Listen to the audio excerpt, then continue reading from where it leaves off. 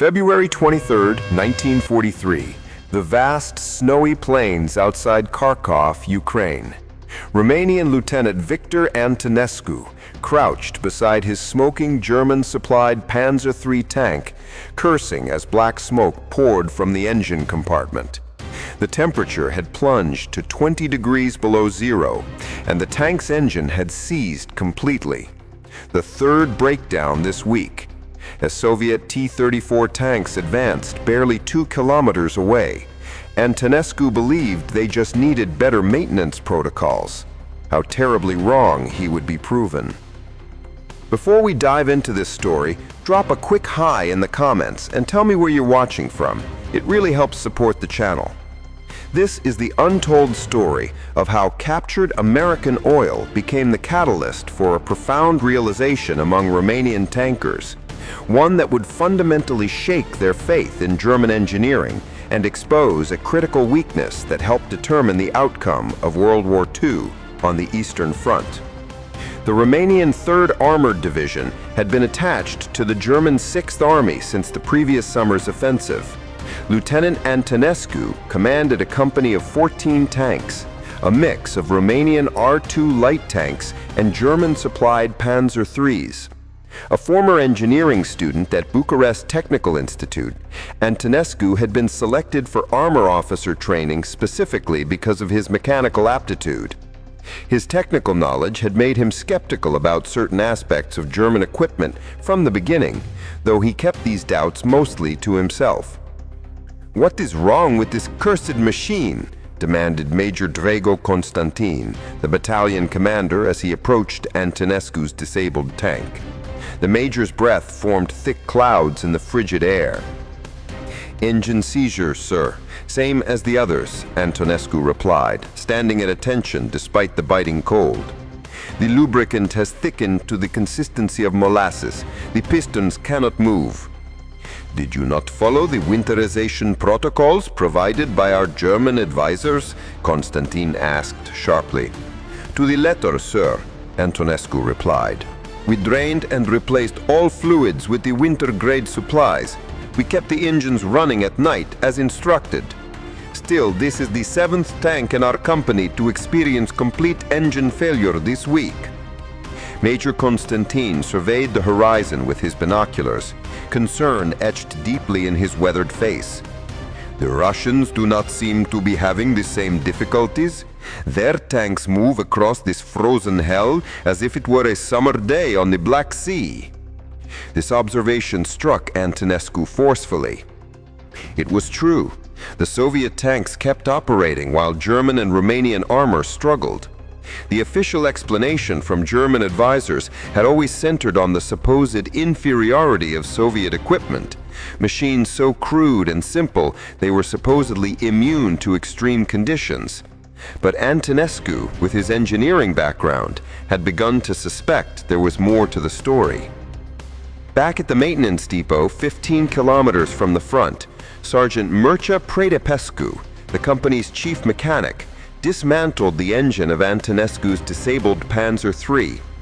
Like Antonescu, Predepescu had a background in engineering, having worked at the Maxa locomotive works in Bucharest before the war. The two men had formed a close professional relationship based on their shared technical interests. "Look at this, sir," Predepescu said, pointing to the disassembled engine components spread across a tarpaulin on the frozen ground. "The oil has degraded completely. It is full of paraffin crystals." Antonescu examined the thick, cloudy substance. "The Germans assured us this was specially formulated winter-grade oil." "With respect, sir, I do not believe the problem is with our maintenance," Predepescu said carefully. "I think it is with the oil itself." Captain Kurt Weber, the German liaison officer assigned to their battalion, approached as they were discussing the issue. A tall, thin man with a perpetual look of mild disdain, Weber had been sent to assist the Romanians in operating their German-supplied equipment. "More mechanical troubles, Lieutenant?" Weber asked, his tone suggesting the problem lay with Romanian competence rather than German equipment. "Yes, Captain," Antonescu replied stiffly. We seem to be experiencing systematic lubricant failure in extreme cold. Weber's expression hardened. The synthetic oils produced by IG Farben are the finest in Europe. The problem must be with your maintenance protocols. Antonescu bit back a sharper response. We have followed the German manual precisely, sir, yet our failure rate is approaching 40% of all armored units. Weber glanced dismissively at the dismantled engine. The Führer has ordered a shipment of improved winter lubricants. They should arrive within 2 weeks. Until then, you must redouble your maintenance efforts.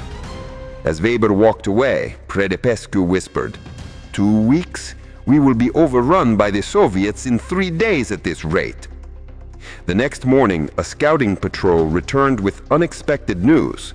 They had discovered an abandoned American supply depot approximately 30 kilometers behind their lines. Apparently, it had been captured by German forces during their advance the previous year, then forgotten during the chaotic Soviet counteroffensive around Stalingrad. "What exactly did you find?" Antonescu asked Corporal Ionescu, the patrol leader. "Hundreds of barrels, sir," Ionescu replied excitedly. "American markings. They appeared to be vehicle supplies, oil, lubricants, spare parts." Major Constantine immediately ordered a supply detail to investigate. Antonescu volunteered to lead it, taking 3 trucks and 20 men. The journey took nearly 5 hours over the snow-covered, shell-crated roads. When they finally reached the depot, a collection of subterranean bunkers built into a hillside, Antonescu was astonished by what they found. The depot contained 276 barrels of various petroleum products, all with English markings. Most were standard engine oil, but 43 barrels were clearly labeled Arctic-grade lubricant and extreme cold weather hydraulic fluid. These must have been supplies for American Lend-Lease shipments to the Soviets, Antonescu theorized, examining the markings, diverted to the storage facility during the German advance. "Should we inform the German command, sir?" asked Sergeant Poiescu. Antonescu hesitated. The German supply situation was increasingly desperate, and by rights, they should turn over such a valuable find. However, his own unit's survival was at stake. "Load 2 trucks with these Arctic-grade lubricants," he decided. "We'll inform headquarters about the remaining supplies once we've secured what we need for our own battalion." Back at the maintenance area, Antonescu and Poiescu carefully tested the American lubricants.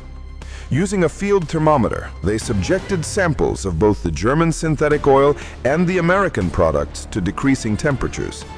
"Look at this, sir," Poiescu said with barely contained excitement. "The American oil remains fluid even at 30 degrees below zero. The German product begins to solidify at just 15 below. Could this explain why the Soviet tanks keep operating while ours fail?" Antonescu wondered. "The Americans must have specifically designed these lubricants for Arctic conditions," Poiescu replied. "If the Soviets have been receiving these through Lend-Lease, the implications were profound. If Soviet tanks were running on American-supplied winterized lubricants, it would explain their continued mobility in conditions that crippled German and Romanian armor." Antonescu made a decision. "We will test it on 3 tanks first. If it works, we'll convert the entire company." Major Constantine reluctantly approved the experiment, though he insisted they not inform Captain Weber. "The Germans are peculiarly sensitive about suggestions that their equipment or supplies might be inferior," he explained. "If this works, we will present it as a fait accompli." The following morning, 3 tanks from Antonescu's company had their engines thoroughly flushed and refilled with the American Arctic-grade oil. Within hours, the difference was remarkable. While other tanks struggled to start in the minus 25-degree temperatures, the 3 test vehicles started immediately and ran smoothly. "It's like they're different machines entirely," marveled Corporal Dragomir, one of the tank commanders. "The engine sounds healthier, and the hydraulics for the turret traverse are much more responsive." Over the next 3 days, as the Soviet forces pressed their offensive, Antonescu's 3 modified tanks remained operational, while 8 more German-supplied tanks suffered engine failures. The evidence was becoming impossible to ignore. Major Constantine authorized converting the entire company to the American lubricants. The transformation in performance was immediate and dramatic. Suddenly, Romanian tanks could operate continuously in conditions that had previously immobilized them after just a few hours. News of their success spread quickly through the Romanian units. Delegation after delegation of tank commanders and mechanics arrived to examine the American products and request supplies for their own vehicles. On March 1st, a major Soviet thrust breached the lines 10 kilometers north of their position. Romanian and German forces scrambled to establish a new defensive line. For the first time, Antonescu's company was able to conduct an orderly fighting withdrawal, their tanks fully operational despite the extreme conditions. Captain Weber noticed the change immediately. "How is it that your company suddenly has no mechanical difficulties, Lieutenant?" he demanded, his suspicion evident.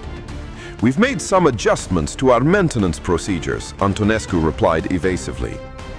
Weber's eyes narrowed. "What sort of adjustments?" Before Antonescu could formulate a response, Major Constantine intervened. "The lieutenant has discovered an effective winterization technique. We're implementing it across the battalion." Weber clearly didn't believe this explanation, but urgent communications from German headquarters distracted him from pursuing the matter further. The Soviet breakthrough was threatening to encircle their entire sector. That night, Colonel Mihi Diacanu, commander of the Romanian 3rd Armored Division, summoned Antonescu to his headquarters, a partially collapsed schoolhouse in a nearby village.